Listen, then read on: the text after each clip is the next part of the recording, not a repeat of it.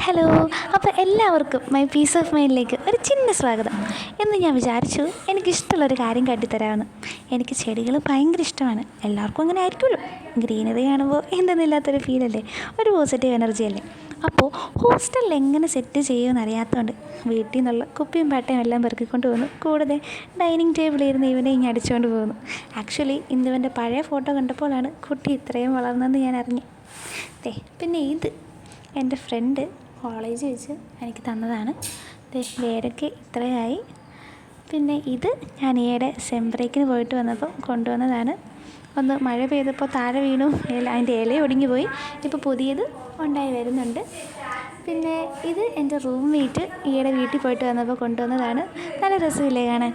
പക്ഷേ ഇതിൻ്റെ ഒന്നും പേരെനിക്കറിയത്തില്ല. അപ്പോൾ ഇതിലും ബെറ്ററായിട്ട് റൂമിനുള്ളിൽ ചെടി വളർത്താൻ വഴിയുണ്ട്.